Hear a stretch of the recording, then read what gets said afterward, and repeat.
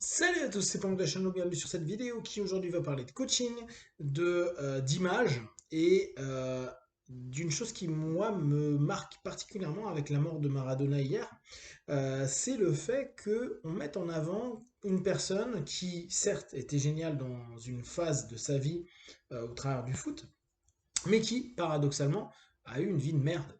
Ce qui est assez intéressant, c'est que ce mec-là a été considéré comme un dieu vivant du football, comme a pu l'être Pelé pour les plus anciens, ou comme pour les Français a pu être Zidane. Sauf que Pelé et surtout Zidane, on sait que de façon générale, ils se comportent bien dans le quotidien, c'est des rapports d'exemplarité qui sont assez forts. Ce qui est assez incroyable, c'est qu'on arrive à mettre autant en avant des personnes qui, certes, ont commencé dans les bidonvilles de Buenos Aires, qui s'en est sorti, mais qui au bout du compte est retourné complètement dedans. Est retourné au travers de son cheminement à Naples dans la cocaïne.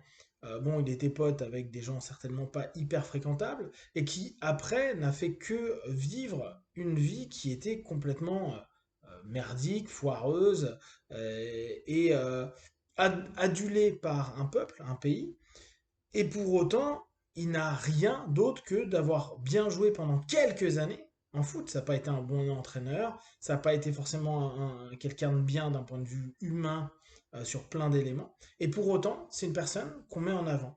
Et je trouve que c'est particulièrement intéressant d'un point de vue coaching, d'un point de vue suggestion, d'un point de vue partage qu'on propose avec les autres, c'est de te dire, tiens, on a des images et des références qui vont entrer dans le subconscient des enfants, des ados qui veulent faire du foot, euh, dans le subconscient de plein de personnes, qu'en gros, tu peux, tant que tu es génial quelque part, tu peux être un connard ailleurs et avoir une vie de merde et de débauche, et c'est ok. Nous, dans le MMA, on a un peu la même chose. Il y a un gars qui s'appelle John Jones, qui est un surdoué incroyable en MMA. Et c'est un peu la même chose que Maradona. Le mec est surdoué, mais il est drogué à longueur de temps et il se fait choper, surtout maintenant que toutes les infos passent dans tout le sens, hein, dans tous les sens, euh, à être bourré en bagnole, à agresser des gens, etc., etc., etc. Et pourtant, le mec, ouais, il est incroyable. Mais est-ce que on a envie que des figures de référence sportives, mais ça va plus loin. Après, on va pouvoir se poser la question pour les gens qui sont un peu fans de politique, de l'exemple des politiques, de l'exemple de certains hommes d'influence, que ce soit d'affaires, que ce soit au niveau ciné, que ce soit au niveau de plein de choses. Cette image-là, c'est une suggestion. Et en plus, c'est une suggestion qui est rythmée par notre Netflix du quotidien, c'est-à-dire nos infos, euh, les vidéos qui vont être faites. Vous allez voir, il va y avoir des documentaires sur tout ça, sur le génie, sur plein de choses. Et en même temps, donc, on est en train de proposer à longueur dedans, ouais, les dents peut-être, de temps, cette notion-là. Et je trouve ça complètement bah, idiot et surtout malsain. Est-ce que vous vous rendez compte qu'on met en avant des gens qui sont globalement des non-exemples? On est en train de dire à des gamins, tu vas jouer au foot et tu vas être comme Maradona. Bon, alors maintenant, c'est moins une référence, hein. Logique, il y a des Mbappé, il y a d'autres trucs. Putain, je connais le foot, alors je regarde même pas. Bref.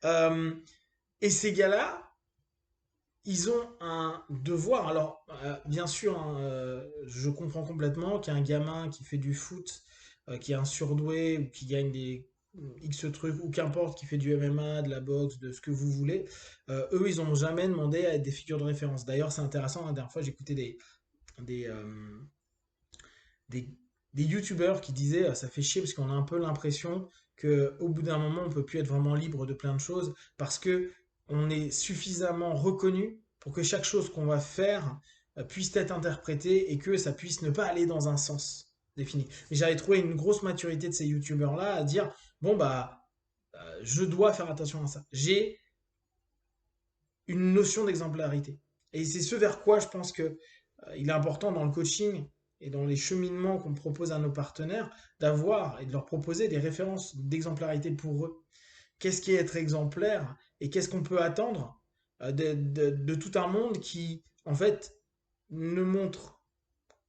souvent que des gens qui sont géniaux sur des trucs et tout pourri de l'autre côté, et qu'il n'y a pas cette espèce d'équilibre. Alors, certes, des gens qui sont peut-être exemplaires sont un peu moins sexy, c'est un peu moins sympa à revendre, ça a moins d'histoire. Je reviens, je vais vous faire chier pendant un paquet de temps avec cette notion de Netflixisation de la vie, mais on veut qu'il y ait il y ait, il y ait des ups, des downs, on veut qu'il y ait des cliffhangers dans la vie des gens, donc des moments de pointe où d'un coup on va se dire ah qu'est-ce qui va se passer, qu'est-ce qu'il va encore faire comme connerie. Celui qui a réussi à vraiment nous mettre ça à un niveau, je pense que on va avoir du temps avant d'avoir un bon concurrent, c'est Donald. Donald qui a réussi à être le président du pays économiquement le plus fort actuellement, et qui pour autant est tout à part exemplaire d'un point de vue social, d'un point de vue humain, etc., etc. Alors après, on peut apprécier ou pas certains aspects, mais ça manque de, euh,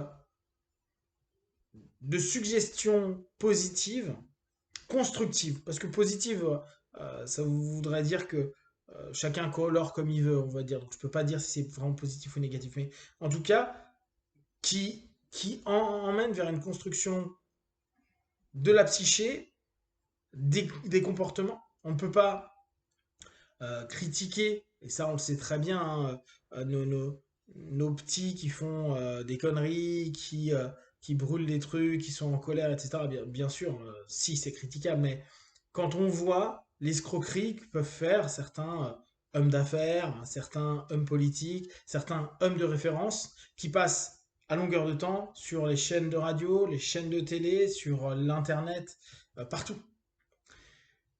Notre notion d'exemplarité et ces références exemplaires sont hyper importantes, nous, pour l'accompagnement de nos partenaires. Parce que euh, il y a un modèle qui est très classique dans le coaching qui va être la modélisation.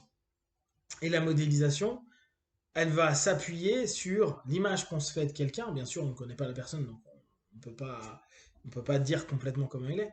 Mais on tend inconsciemment à chercher à répéter les choses. En plus, si on rajoute à ça le principe que de, de, de, de, de neurones miroirs et de tout ce process euh, d'élasticité cérébrale, etc., si à longueur de temps, on nous dit, bon, bah regardez, Maradona, c'était un gars trop top, c'est un génie, youpi, et que le mec se penche un peu sur sa vie et se dise, ouais, c'était un génie de 86 à quoi, de 82 à 89, waouh, super. Donc le mec, c'est un génie de 10 ans et on en fait tout un speech.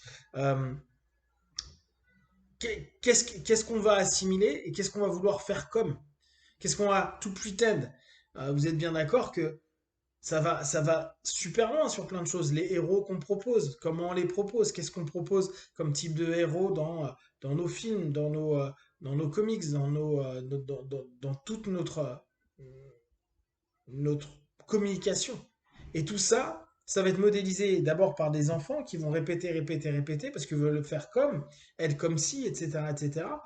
Et puis, ça va devenir des éléments qui sont complètement intégrés à l'intérieur d'eux.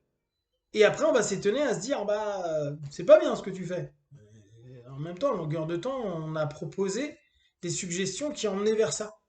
Voire même, certaines figures d'autorité ou parents vont dire oui, il faudra que tu deviennes comme ça. Deviens un super footballeur, un super basketteur, un super tennisman.